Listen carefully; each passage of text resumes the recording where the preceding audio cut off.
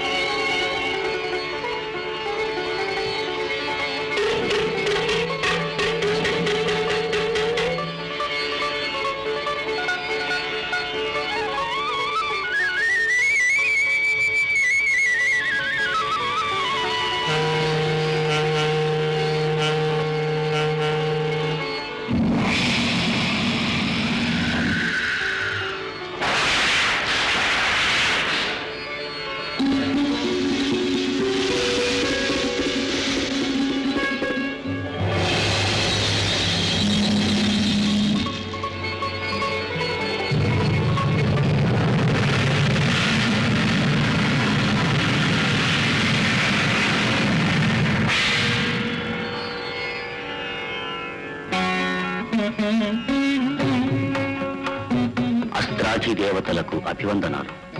అస్మద్గురు కటాక్షలబ్ధమైన మీ స్నేహం మాకు అమితానందప్రదాయకం. స్మరించినప్పుడు అవతరించి మాకు హితవు కూర్చండి.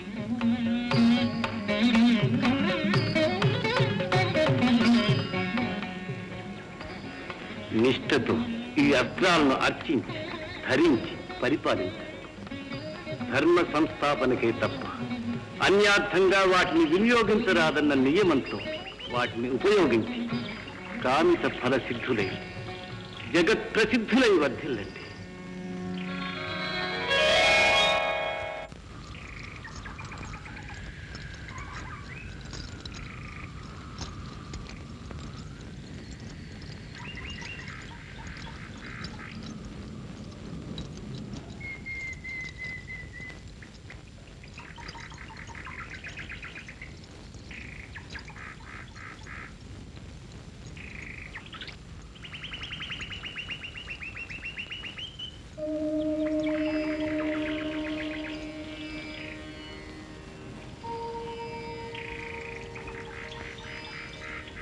మునీంద్ర, నాదొక చిన్న వినతి. భువిని దివిని కూడా జయించగల దివ్యాస్త్రాలు తమ వద్ద ఉండగా అసురులిద్దరినీ సంహరించే అవకాశం మాకెందుకు ప్రసాదించారు? పారిజాత వృక్షం పూలు కురిసినట్టు మాపై ఇన్ని వరాలు అయాచితంగా ఎందుకు వర్షించారు? చిరంజీవి, రామానుజ, లోకోత్తర శక్తివంతాలైన ఈ అస్త్రాల కోసం నేను ఎందుకు కృషి చేశాను, వాటిని ఎలా సాధించాను చెబుతా. ఆ కథే మీ ప్రశ్నకు సమాధానం కాగలదు. తపోబలంతో, అస్త్రబలంతో ఎందరో శత్రువులను, ఎన్నో శక్తులను జయించిన నేను ఈనాటికి జయించలేనిది నా అహంకారం. ఇప్పటికీ నన్ను నా వెనుక అహంకార మహర్షిని గేలి చేస్తూ ఉంటారు. పూర్వాశ్రమంలో నేను ఒక రాజుని. ఒకప్పుడు నేను సేనులు వెంటబెట్టుకుని దేశాటనం చేశాను. ఒకనాడు వశిష్ఠ మహర్షి ఆశ్రమం దగ్గరికి వచ్చాను. మహనీయుడు, పరమశాంతుడు, త్రిలోకవంజుడైన ఆ బ్రహ్మర్షి దర్శనం చేశాను.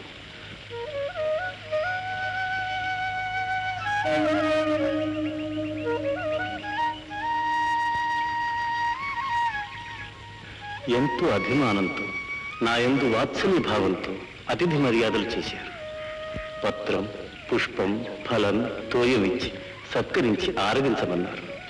నా అహం కొద్దీ నేను హేళనగా నవ్వాను.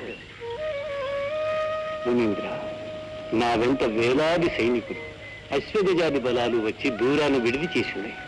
నా భోజనానికి వస్తువులు వారు చూసుకుంటారు. ఇవి తమ వద్దనే ఉండనివ్వండి. దేశమేలే రాజు మా వాడకు వచ్చి మంచి చెడ్డలు విచారించటం మా భాగ్యంగా భావిస్తున్నాం. వచ్చిన వారిని సత్కరించటం మా ధర్మం. ఓ రాజా, నీకే కాదు నీ సైన్యానికి కూడా నీ అంతస్తుకు తగిన విందునే ఏర్పాటు చేస్తాం. అమ్మా శబల,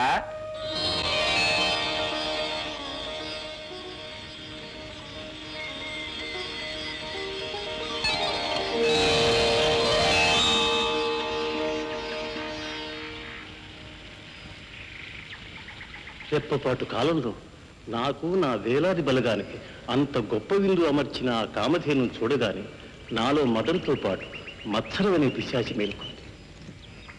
మహర్షి, ఇంతటి శక్తివంతమైన ఈ ధేనువు నా వంటి రాజు పంతన ఉండాలి. తమకు 10 లక్షల గోవులు, 1,00,000 గుర్రాలు, ఏనుగులు, రథాలు, బంగారం ఏది ఎంత కావాలన్నా ఇస్తాను. ఆ శబలను నాకు ఇవ్వండి. రాజా, నీవు ఇస్తానన్నవన్నిటినీ శబల ఒక్క త్రుటిలో నాకివ్వగలదు. కానీ నాకు ఆ సంపదలతో పని లేదు. శబల నా చెల్లెలు వంటిది. ఈ వనవాటికలో తపస్సేవా భాగ్యమే మేము కోరుకునేది. అందువల్ల రామ మార్గంతో ఇవ్వకపోతే దండనీతిని అవలంబించి బలవంతాన తీసుకుని వెళ్ళగలను. అది ధర్మం కాదు, రాజధర్మం కూడా కాదు. ధర్మ నిర్ణయం చేసేది రాజు. రాజు మాటకు ఎదురు చెప్పడమే అధర్మం. మీరు సక్రమంగా ఇవ్వనందువల్ల నేను అక్రమంగానే తీసుకుని వెళ్ళగలను. ప్రయత్నించు రాజా.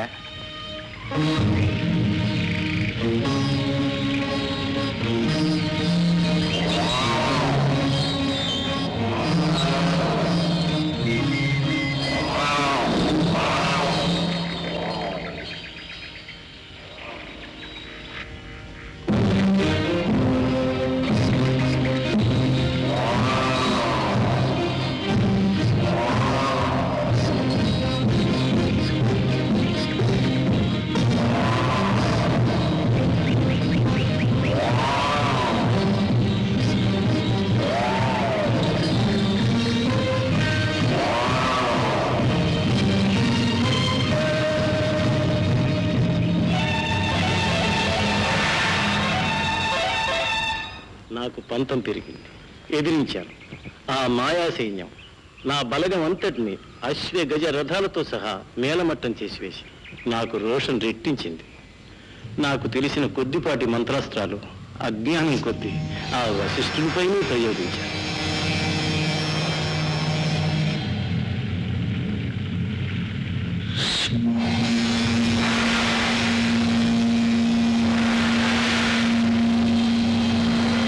ఆయన్ని చేరే లోపలే వాటిని ఆ బ్రహ్మనండం కబలించి వేసి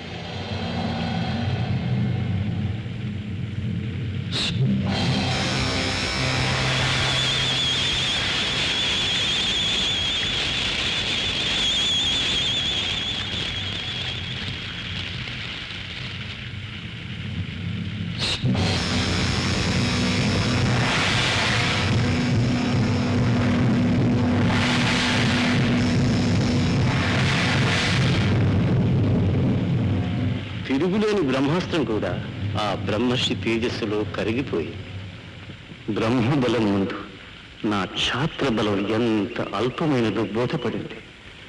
నాలో అహం చావడానికి బదులు 1000 పడగలెత్తి బుసలు కొట్టి నిప్పులు ముసింది. ఆయన వలె బ్రహ్మర్షినై బ్రహ్మాండమైన శక్తిని గడించి సాధించాలని నిశ్చయించాను. రాజ్యం పుత్రునికిచ్చివేసి దీక్షగా తపస్సు చేయసాగాను. భక్తితో ముక్తి కోరే తపస్సు పండుతుంది గాని నావలి పగతో అహంతో చేసే తపస్సుకు అరిషడ్వర్గాలు ఎప్పటికప్పుడే భంగం కలిగిస్తాయి.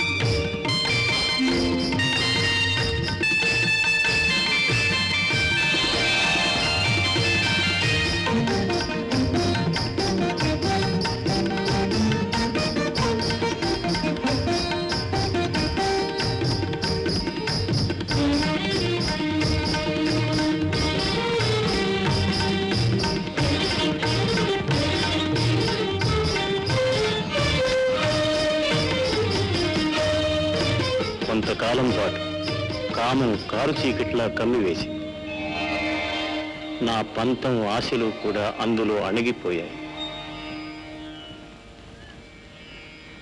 విద్య, వివేకం, తపస్సు అన్నీ కామాగ్నిలో సమిధలై బూడిదైపోయాయి.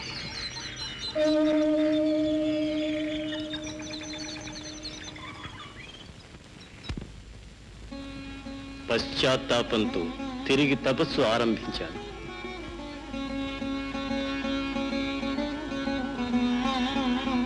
బ్రహ్మ ప్రత్యక్షమై రాజర్షి పదవినిచ్చాడు. బ్రహ్మర్షి పదవి కోరే నేను రాజర్షి పదవిని లెక్క చేయలేదు. తపస్సు కొనసాగించాను. పరమేష్ఠి మహర్షి పదవిని ప్రసాదించాడు. అయినా నేను తృప్తి చెందలేదు. పదవీ వ్యామోహం, వశిష్ఠుల పట్ల మత్సరం పిశాచాలై నన్ను పీడిస్తూనే ఉన్నాయి. తపస్సు కొనసాగిస్తూనే ఉన్నాను. ఈ మారు అహంకారం ఆవరించి నా తపశ్శక్తిని దహించి వేసింది. త్రిశంకుడు మహారాజు మీ ఇక్ష్వాకు వంశీయుడే, బహుధార్మికుడు. అయితే ఆయనకు బొందితో స్వర్గం చేరాలని పేరాశ కలిగింది. తమ కులగురు అయిన వశిష్ఠుని ఆశ్రయించి అందుకు తగిన యాగం చేయించమన్నాడు. ఆయన వద్దని, అది తప్పని చెప్పాడు.